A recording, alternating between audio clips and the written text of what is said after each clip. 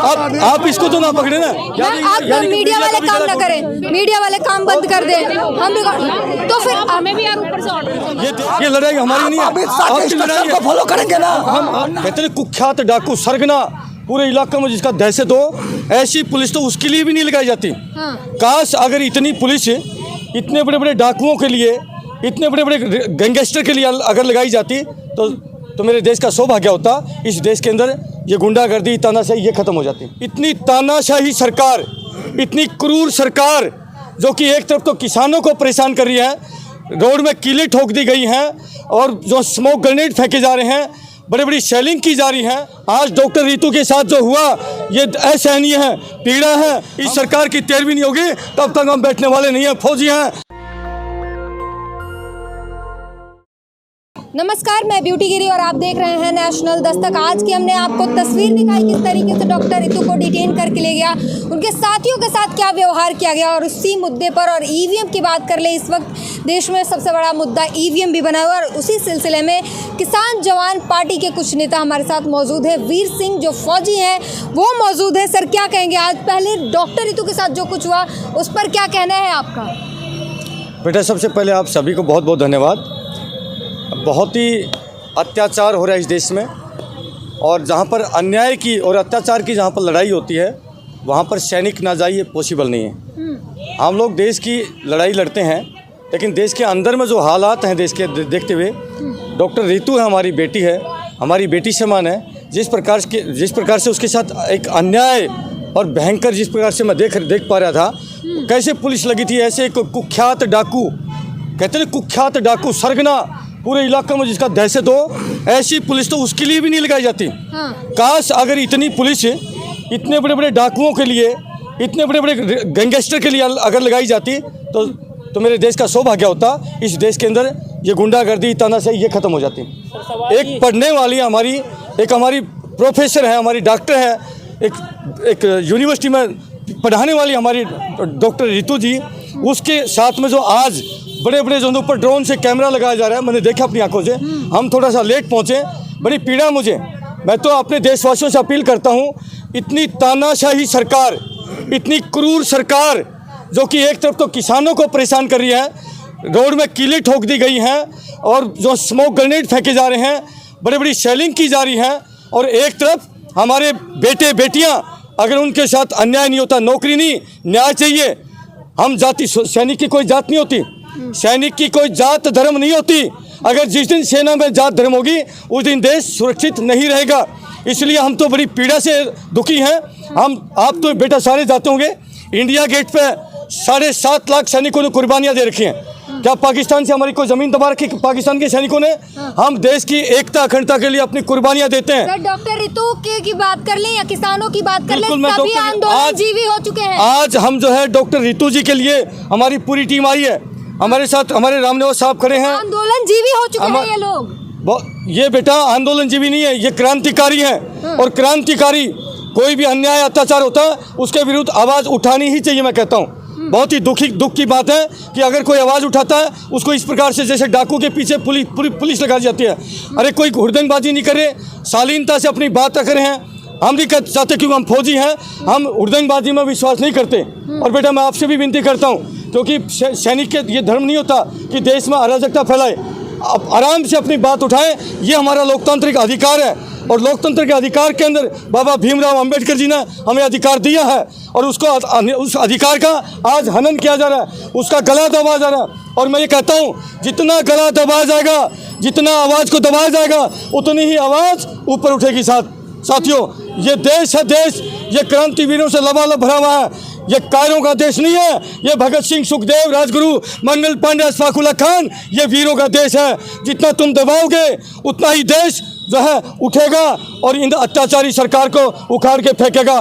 सवाल यही है कि दिल्ली के अंदर डॉक्टर रितु का आंदोलन 6 महीने से पार हो रहा है जी, और दिल्ली के बाहर किसानों का आंदोलन, दोनों को पुलिस द्वारा मैं अपना कॉन्टैक्ट नंबर छोड़ता हूँ 8368 00 2355। प्यारे देशवासियों, ये फौजी भाई आपसे अपील करता है, इस देश के अंदर हम अपनी आवाज़ नहीं उठा सकते।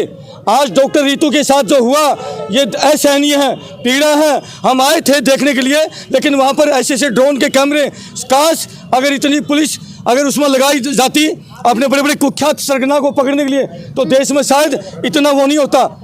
लेकिन दुर्भाग्य है, पुलिस आपको भी हटाने की देखिए तैयारी कर रही है। हम एक साइड में आके खड़े हैं और यहाँ से भी पुलिस जो है आ गई है यहाँ से हटाने के लिए। ये जा रही है 144 धारा लोकतांत्रिक अधिकार का आना एक सेकंड साहब, एक सेकंड साहब, Human rights एक सेकंड, का violation हम हो रहा है। भी आपके रैंक के हम आदमी शांतिपूर्वक अपना काम कर रहे हम हैं। रोड पे एक साइड में खड़े हम लोगों को हैं, क्या disturb आप अपनी किया आवाज जा नहीं उठा सकते साहब?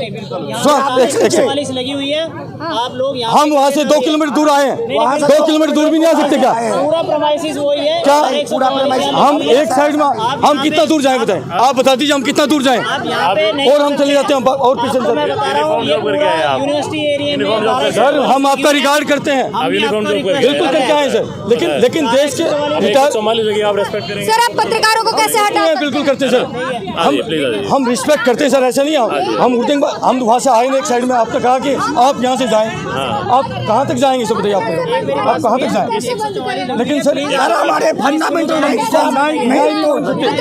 पत्रकारों को काम करने हम आपके फंडामेंटल राइट नहीं बिल्कुल कर रहे हैं। आज न्याय मांगना ह्यूमन राइट्स का वायलेशन कर रहे हैं। क्या एक बेटी के लिए, आप भी बेटी किसी की बहन, आप भी बेटी है ना, आप भी बेटी है, किसी के साथ अन्याय हो रहा है, अगर फौजी है मर्जी, देखिए आप इसको तो ना पकड़े ना, ये तो मीडिया से है, आप ये तो मीडिया से है। आप मीडिया वाले काम ना करें, मीडिया वाले काम बंद कर दें, हम तो फिर हमें भी यार ऊपर से ऑर्डर। ये देश में बिल्कुल खत्म है, लोकतंत्र है नहीं, कहाँ लोकतंत्र है? हम अपनी आवाज नहीं उठा सकते, हम गाली गलौज नहीं कर रहे। नहीं ऐसा नहीं, हम चले जाएंगे, हम चले जाएंगे, आपको ठीक हम जाएंगे, हम चले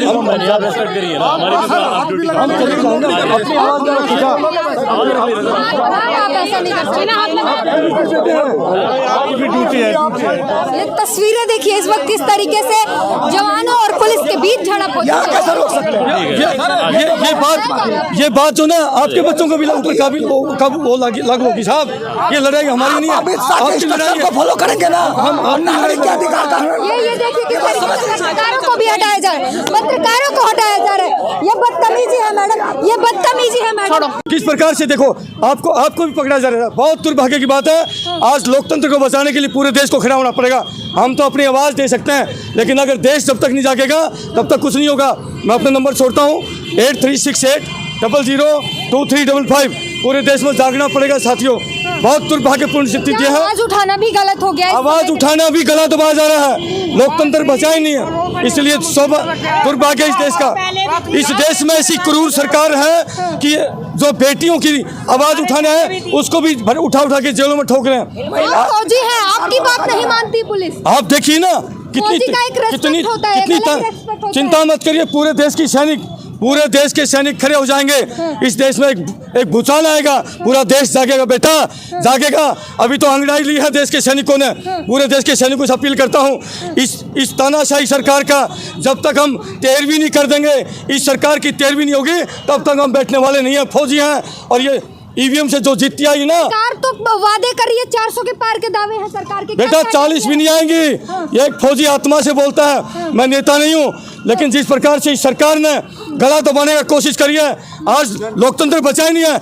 ईवीएम से हम किसी भी कीमत पर, चाहे हमें गोली मार देना, जो मर्जी कर देना, हम चुनाव नहीं होने देंगे, नहीं होने देंगे। चुनाव कैसे रोकेंगे? ये तो अलोकतांत्रिक हो जाएगा ना। बिल्कुल बेटा, कुछ भी करना पड़े, हम देश के अंदर कुछ भी अपनी जान पर खेलना पड़े, हमें गोली मरवा देना, लेकिन आप देख रहे हो, देखिए कितनी चुनाव कैसे रोकेंगे? चुनाव रुकेगा, देश रोकेगा, पूरा देश खड़ा होगा। हमारे पास में भाइयों के फोन आते हैं। मैं विनती करता हूं प्यारे देशवासियों, इस वीडियो को इतना फैलाइए कि पूरे हिंदुस्तान में मेरी आवाज जानी चाहिए। ये देश नहीं बचेगा, इस देश को बचा लीजिए, इस देश को बचा लीजिए, अन्यथा देश नहीं बचेगा। नहीं तो देश नहीं बचेगा। पूरा देश, आज दिल्ली के अंदर देखिए, पूरा देश जाग चुका है। अब हमें इस देश को बचाना है इन राक्षसों से। तुम संघर्ष करो, हम तुम्हारे साथ हैं। तुम संघर्ष करो, हम तुम्हारे साथ हैं। नंबर 4 से किससे खतरा है देश को? देश को खतरा है। ये तो तानाशाही सरकार है, भाजपा सरकार है, मोदी सरकार है, इससे देश को बहुत भयंकर खतरा है। इसलिए मैं देश से अपील करता हूँ, फौजी हूँ क्योंकि हमने देश के लिए दिया है, ठीक है। इसलिए देश इस सरकार को उखाड़ फेंकना ये हमारा ड्यूटी बनता है, ये हमारा धर्म बनता है। जिस जनता हितैषी बताती है मोदी सरकार खुद को, जी जनता की हितैषी बताती है मोदी सरकार। बेटा 1% भी हितैषी नहीं है, झूठी और मक्कार सरकार है। इस सरकार ने पूरे देश का खून चूस लिया है। कुछ देश जो इसके अंधभक्त हैं उन्हीं वही इसकी बात कर रहे हैं, कुछ नहीं है। पूरा देश बर्बाद कर दिया इस सरकार ने। पूरा देश की हालात, जो युवा जो है बेरोजगार है, हमारा किसान परेशान है, हमारी महिलाएं परेशान है, आज देश का हर वर्ग परेशान है। एक साल किसान जवान पार्टी से हैं तो सरकार के जो वादे हैं वो साफ कह रही है कि हमने किसानों को मजबूत किया है, हमने जवानों को मजबूत किया है। आपकी पार्टी का नाम है जवान किसान। अगर किसान मजबूत किया होता तो किसान बॉर्डर पर नहीं बैठा होता। आज किसान जो है रोड पे है। मैं भी एक किसान हूँ, बाद में मैं जवान हूँ। आज 1 साल से हम फौजी आदमी जंतर मंत्र पर धरना दे रहे थे, लेकिन एक भी नहीं सुनी हमारी। इसलिए पूरे देश के सैनिकों ने संकल्प लिया है, अब देश को बचाने के लिए हमें राजनीति में कूदना ही पड़ेगा।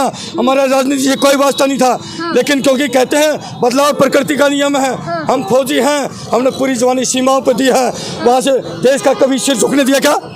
कभी देश का सिर झुकने दिया? कभी नहीं झुकने दिया।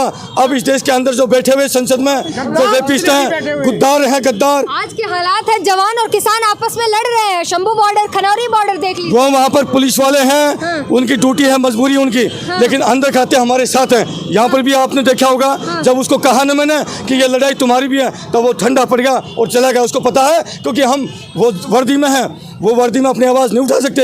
उनकी ड्यूटी लगी है, उनको निभानी पड़ती है। लेकिन 144 धारा लगी हुई है पूरे दिल्ली में। हाँ, ये नेताओं का काम है बेटा, ये नेताओं का। इसलिए बदलाव पूरे देश में भयंकर आएगा। और मैं अपील करता हूँ देशवासियों, जब तक आपकी ताकत नहीं मिलेगी तब तक कुछ नहीं बदलेगा। खड़ा होना पड़ेगा। सौगंध देता हूँ आपको इस माँ भारती की, इस देश को बचाने के लिए, आने वाले अपनी पीढ़ियों को बचाने के लिए आपको जागना पड़ेगा। इन क्रूर राक्षस नेताओं को भगाना पड़ेगा 2024 के चुनाव में। उसके अलावा कोई आपके पास मौका नहीं। सर कैसे भगाएंगे? आप पूरा देश अभी ईवीएम के खिलाफ डॉक्टर भानु प्रताप, अपना एडवोकेट भानु प्रताप और प्राचा जी के साथ मिलकर के एक स्ट्रेटेजी अपनाई जाएगी। पूरे देश में एक काल दी जाएगी, पूरे हिंदुस्तान में एक ही दिन अपने अपने गांव में निकलना पड़ेगा।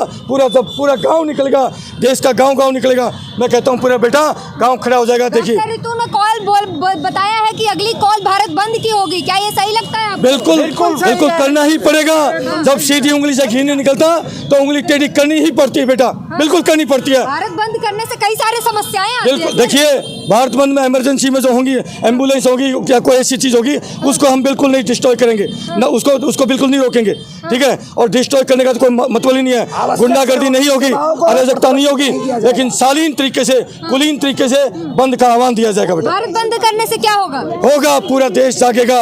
इन राक्षस नेताओं को पूरा देश खदेड़ेगा, पूरा देश खदेड़ेगा। इतनी पीसफुल प्रोटेस्ट के बाद में भी अभी तुरंत गिरफ्तारी एंट्री ही हुई थी डॉक्टर रितु सिंह की कि सभी को गिरफ्तार लाठीचार्ज के साथ में डर जेंट्स पुलिस वालों द्वारा घायल भी हुई है। जी, तानाशाही जब बढ़ जाती है, जितना ही दबाने का कोशिश करेंगे उतना ही देश उतनी ताकत के साथ उठ खड़ा होगा कि नहीं खड़ा होगा? उतना ही देश खड़ा होगा।